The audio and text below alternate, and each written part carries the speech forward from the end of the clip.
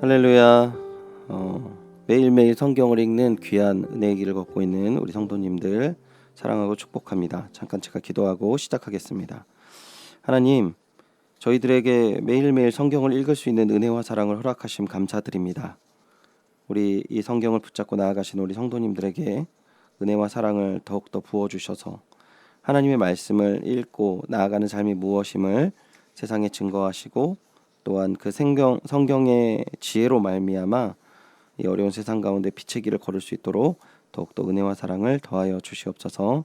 함께 하시며 은혜 내려주실 주님께 감사드리며 예수님의 이름으로 기도드립니다. 아멘. 매일 성경을 읽는다는 것이 하나님의 은혜가 아니면 안 되는 것 같습니다. 그리고 그 성경을 읽는 가운데 이해가 되지 않고 넘어가는 내용들도 많이 있지만 성경을 읽는 가운데 하나님께 성경을 해석해 주시고 깨닫게 해주시는 귀한 은혜를 경험하기도 합니다. 저희들이 성경 읽는 이 컨텐츠를 준비할 때는 그냥 이 분량에서 5분에서 한 10분 정도의 내용으로 준비를 생각을 했는데 저희들이 이 본문을 보고 준비를 하면서 넘어갈 수 없는 부분들이 너무 많이 보이는 것이죠. 그래서 시간이 조금 더 길어지고 또 얼굴이나 어떠한 보여지는 것이 없는 가운데 이러한 내용들을 전달할 때 조금 무리가 있는 부분을 많이 또한 생각하고 있고 깨닫고 있습니다. 하지만 매일매일 성경을 읽는 분들에게 하나님의 은혜를 더욱더 간구하며 또한 한 번 더 중요한 부분들을 생각하는 점검하는 시간이 될 수 있기를 간절히 기도하며 또한 바라는 마음으로 시작하도록 하겠습니다. 오늘 본문은 에스겔 19장부터 43장까지의 내용을 담고 있고요. 여러분이 잘 아시는 것처럼 에스겔은 이사야와 예레미야와 마찬가지로 유다야의 징계의 내용에 대해서 설명을 하고 이후에 하나님께서 어떻게 회복을 하시는지 그 회복의 내용을 담고 있습니다. 1장부터 24장까지는 예루살렘의 운명에 대해 공격받기 이전의 상황, 그들의 죄, 그 죄로 말미암아 임할 징계가 어떠한 내용이 있는지를 담고 있습니다. 25장부터 48장까지는 예루살렘의 장래의 내용을 담고 있습니다. 즉 예루살렘이 공격을 받고 난 이후에 어떻게 회복될 것인지를 설명합니다. 특별히 오늘 우리가 다루는 이 40장부터의 내용에서는 그 예루살렘이 하나님의 은혜와 사랑 가운데 어떻게 회복되어질 것인지 하나님께서 자세하게 설명을 하고 있는 것이죠. 여러분, 이 선지서가 중요한 것은 선지서가 마지막 때의 멸망을 앞두고 난 메시지들은 이후에 그리스도가 이 땅 가운데 오셔서 하시는 내용과 맥락을 같이 하는 부분이 너무나도 많이 있습니다. 즉 단순하게 얘기해서 회개하고 천국에 가까움으로 말미암아 하나님 앞에 손들고 나아가야 되는 것이죠. 그런 부분을 이야기하지만 놀랍게도 예레미야, 이사야, 에스겔 가운데 이러한 부분에 반응하는 부분은 거의 없다라는 것입니다. 오늘날에도 회개하고 온전한 믿음의 길을 걸어라 라고 하지만 사실은 종교 자체에 관심이 없는 시대가 되었기에 이러한 부분이 반응하는 내용들이 이 선지서의 내용의 시대와 굉장히 비슷한 맥락을 갖고 있다라고 느껴지고 생각이 듭니다. 때문에 이 에스겔의 말씀 또한 예레미야, 이사야 이 말씀들을 다 읽어오시면서 머리에 두셔야 될 내용들이 좀 이런 부분에 대해서 기억하시고 잘 마무리되시고 복음서로 넘어가시면 예수 그리스도께서 전할 메시지의 내용이 더욱더 더 가슴에 와닿고 이해가 되는 그 길이 열리는 것을 알 수 있습니다. 먼저 19장 본문을 보면 이제 유다 왕들에 대한 애가의 내용을 담고 있는데요. 오늘 본문 19장은 먼저 그 처음에는 애굽으로 끌려간 여호아하스에 대해서, 그 다음에는 바벨론 왕가에 끌려간 여호야긴 왕, 마지막으로 더 이상 가지를 내지 못하는 시드기야 왕에 대한 이야기를 담고 있습니다.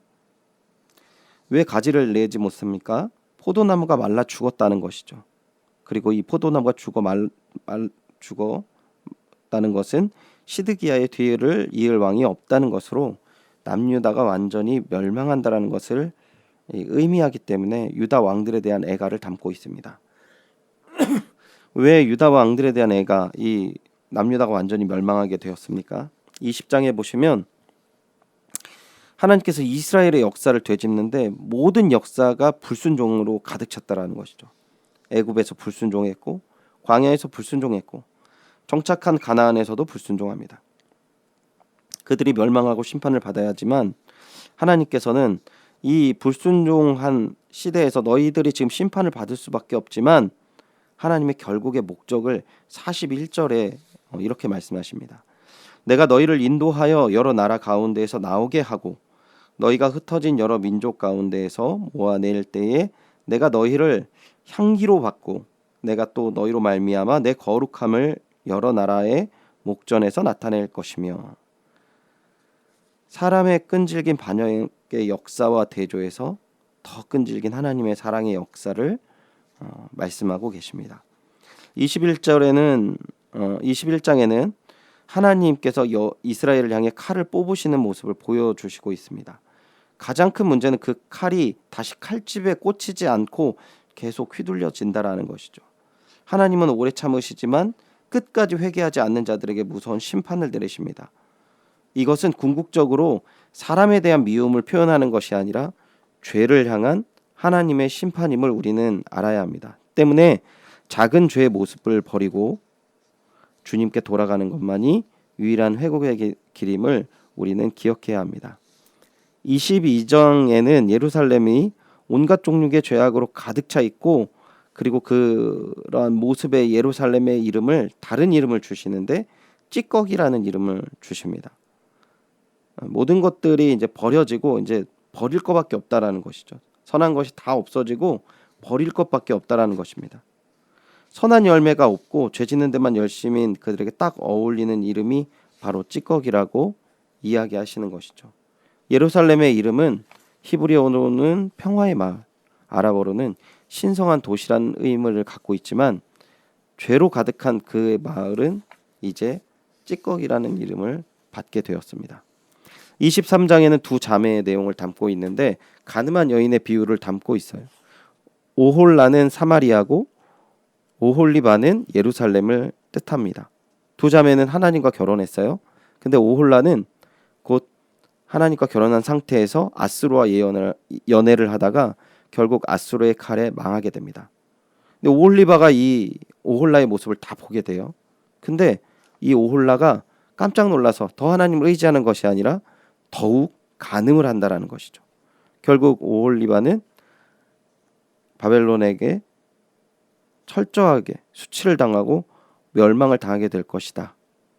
재판장인 하나님께서는 그들에게 사형을 선고하십니다. 48절을 보시면요. 이같이 내가 이 땅에서 음란을 그치게 한즉 모든 여인이 정신을 깨어 너희 음행을 본받지 아니하리라. 하나님은 자기 백성이 하나님만을 사랑하고 의지하기 원하시고 이것이 우리의 의무라는 것 우리는 기억해야 합니다. 24장을 보시면 예루살렘의 멸망의 날을 담고 있는데 이때 특별하게 하나님께서 에스겔에게 요구하는 내용을 담고 있어요. 에스겔은 평생 함께 살았던 아내의 죽음 앞에서 슬퍼하지 말라는 명령을 받습니다. 이것은 죽음보다 더한 고통이 예루살렘에 덮칠 것을 나타내는 징표인 것이죠. 예루살렘의 죄가 얼마나 깊은지를 나타내는 것입니다. 그리고 하나님의 진노가 얼마나 큰지를 표현하고 우리가 이 본문을 묵상해 볼 때 조금이나마 알 수 있는 사건인 것이죠. 25장에는 열방을 심판하시는 하나님의 모습을 담고 있는데요. 암몬이 심판을 당할 것인데 왜 심판을 당하는지 하나님의 성소가 더럽힘을 당할 때 그것을 좋아했다라고 하나님께서 말씀하신다. 모압과 세일도 심판을 당합니다. 에돔은 유다를 쳤기 때문에 블레셋은 예전부터 원한을 품고 괴롭혀왔기 때문에 심판을 당할 것이다 이야기하는 것이죠. 하나님께서 이방을 심판하는 이유는 그 이방인들로 인하여서 자신이 여호와인 줄을 알게 하시기 위함이다 말씀하십니다. 계속해서 열방의 심판을 담고 있는데요. 26장부터 28장까지는 두로에 대한 심판을 담고 있습니다. 먼저 26장에는 혹독한 두로의 심판을 이야기하는데 그 이유는 예루살렘의 패망을 기뻐했기 때문이온. 형제의 불행을 나의 행복으로 여기고 이웃의 고통을 나의 즐거움으로 여기는 죄를 범한 것이죠. 경제적인 이득만으로 이웃 나라의 패망을 좋아했는데 하나님께서 더 큰 멸망을 두로에게 시행하신다 말씀하십니다. 27장에는 두로가 심판당하는 또 다른 이유를 담고 있는데 그들의 교만 때문입니다. 그들은 스스로 온전히 아름답다 이야기합니다. 그들은 자신들이 만든 배를 자랑했는데요. 이 배가 전 세계를 운항하면서 무역으로 말미암아 부요와 풍요가 가득했습니다. 그러나 하나님께서 한 번 손을 펼치셔서 동풍을 보내시니까 이 모든 것이 사라졌습니다.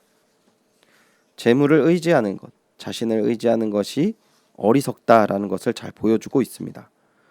28장에는 두로 왕에 대한 심판을 담고 있는데요. 두로 왕이 심판을 받는 이유는 마음이 교만했기 때문이다라고 말씀하세요.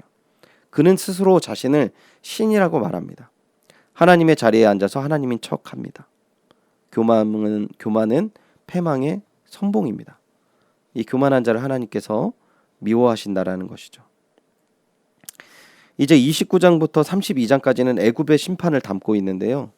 애굽의 죄도 교만이라고 29장에 잘 표현합니다. 그리고 스스로 누운 큰 악어라고 이야기하는 것을 볼 수 있는데요.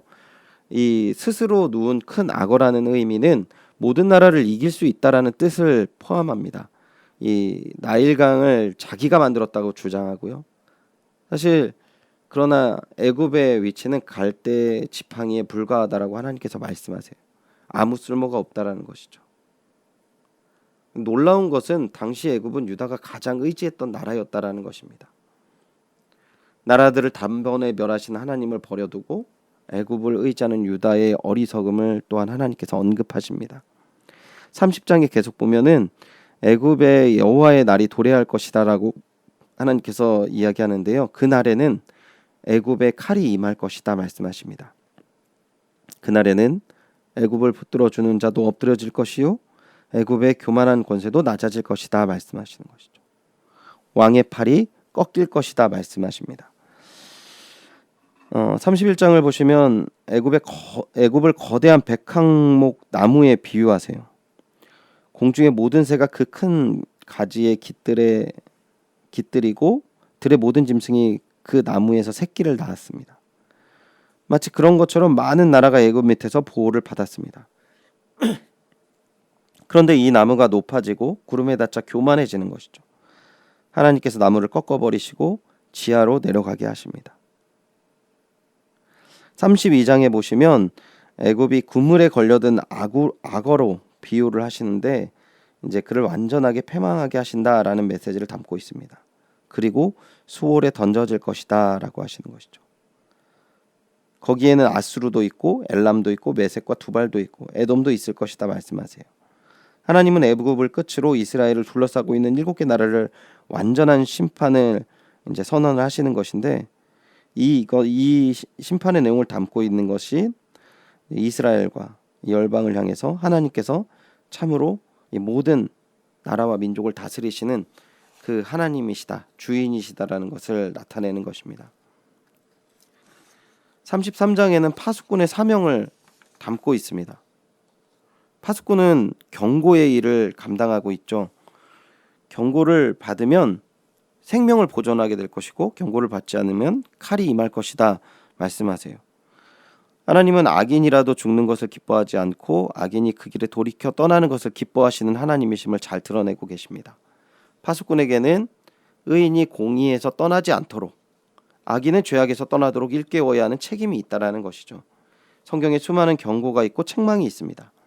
이것은 의롭게 행하는 자는 끝까지 그 길을 가도록 하기 위한 것이고 악한 길에 들어선 자는 돌이켜 회개하도록 하기 위한 것입니다.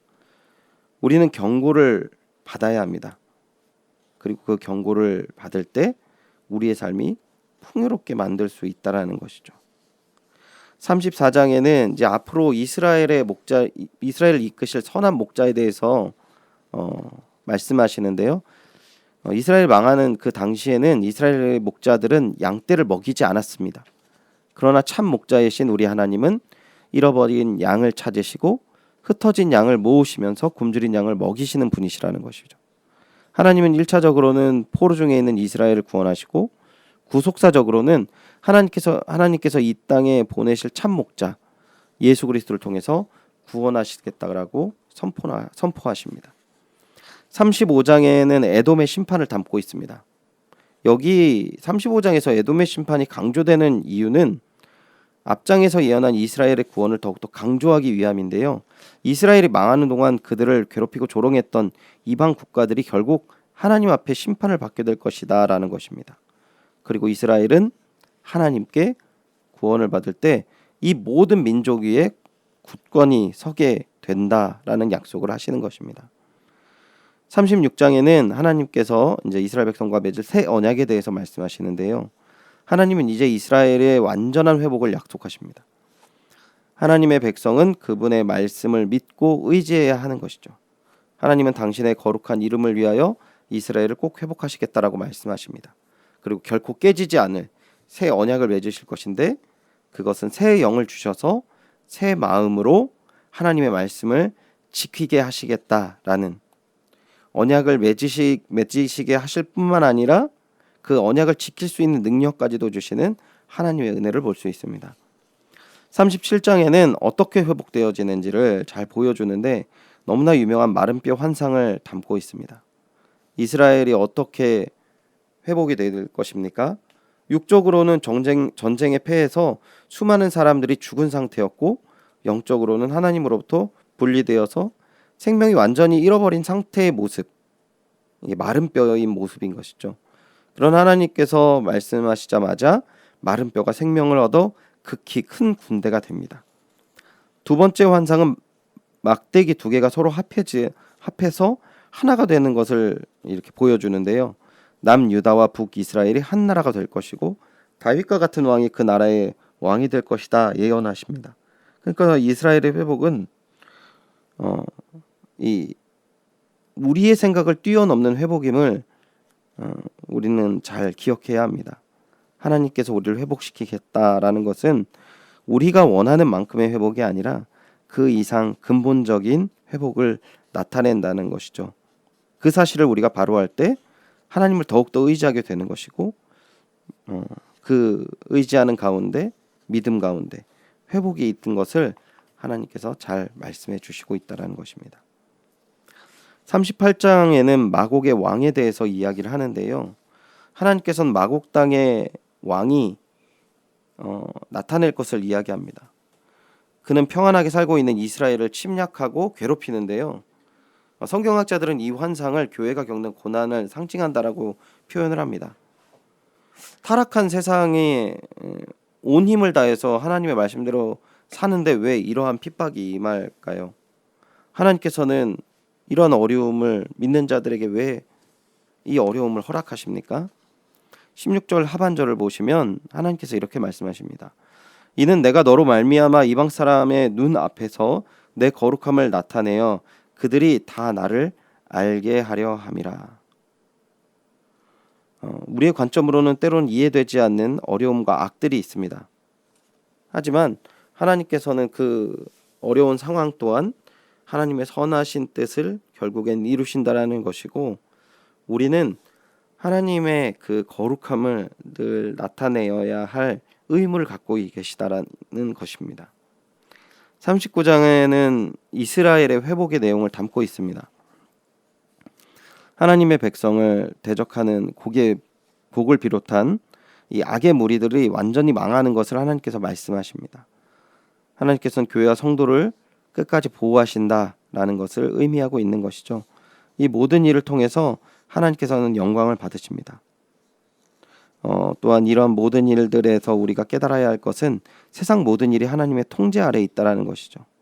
아무리 어려운 일이 있어도 하나님께서는 우리의 구원 되심을 놓치지 않으시고 또한 그러한 어려운 일 가운데 주님의 뜻을 이루시는 만유의 구주이신 주님이다라는 것입니다. 40장부터 48장의 큰 주제는 이스라엘의 회복을 좀 더 자세하게 다루고 있습니다. 그 중에서 40장부터 42장은 성전의 회복에 관해서 말씀을 담고 있는데요. 이 선언이, 이 예언이 주어진 시대는 이스라엘이 망하고 포로로 끌려온 지 25년이 지난 후였습니다. 이제 더 이상 사람들은 이스라엘이 회복된다거나 예루살렘과 이 성전이 재건될 것이라고 생각하지 않았을 가능성이 가장 클 때, 이제 마음속의 희망과 용기들이 다 사라졌을 때, 그때 하나님께서 이 환상을 보여주시고 이스라엘 사람들에게 말씀을 주시는 것이죠. 그러니까 바벨론에 잡혀간 유대인들은 이 말씀을 들었을 때 소망과 용기를 갖게 되었을 것입니다. 모두가 포기했을지라도 하나님께서 포기하지 않으시고 열심히 다 꺼져 있는 그 마음이라 할지라도 하나님께서는 우리의 상상이 뛰어넘는 위로와 은혜로 우리의 마음을 다시 일으키시고 회복시켜 주시는 능력이 있으심을 우리는 기억해야 합니다. 41장을 보시면 성소와 지성소를 보여주시면서 지성소가 하나님의 임재를 상징하는 그 거룩한 장소임을 다시 한번 말씀하시고, 이 성전과 지성소에 있는 골방을 자세하게 보여주시면서 성전을 측량하시는 하나님의 모습을 담고 있습니다. 하나님께서 다시 이스라엘 가운데 거하시기 위한 작업을 보여주시는 것이죠. 사람의 손으로 무너뜨리는 성전을 하나님께서 다시 세우십니다. 그러니까 우리의 거룩한 교회는 주님께서 다시 세우신다라는 것입니다.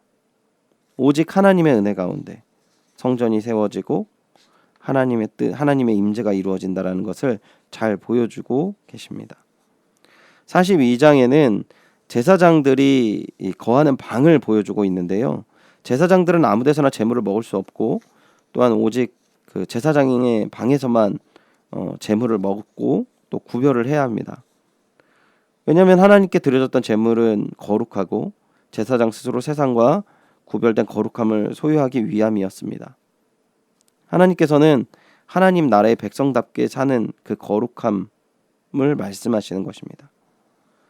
하나님이 세우신 담은 서로의 단절된 담이 아닌 하나님의 백성이 가져야 될 거룩한, 그 거룩을 실천하는 삶을 의미하는 담이라는 것이죠. 43장에는 성전으로 돌아온 하나님의 영광을 보여주고 계시는데요. 새로운 성전을 보여주신 이후에 하나님 당신이 그 영광을 보여주시며 성전에 임하시는 장면을 이렇게 이스라엘 백성들에게 보여주시고 계십니다. 본문 2절을 보시면요, 이스라엘 하나님의 영광이 동쪽에서부터 오는데 하나님의 음성이 많은 물소리와 같고 땅은 그 영광으로 말미암아 빛나니라고 말씀하십니다. 떠났던 하나님의 영광이 되돌아온 것입니다. 하나님은 그 영광이 임한 성전에서 무엇을 해야 하는지를 다시 가르치시는데 온전한 제사를 드리는 일이라 라고 말씀하세요. 27절 보시면요, 이 모든 날이 찬 후 제8일과 그 다음에는 제사장과 제단 위에서 너희 번제와 감사제를 드릴 것이라. 그리하면 내가 너희를 즐겁게 받으리라. 주 여호와의 말씀이니라. 아멘. 에스겔의 말씀을 우리가 보면서 잘 마무리되어야 할 것은, 이 에스겔이 이야기하는 회복에서 특별히 성전의 회복을 많이 말씀하십니다.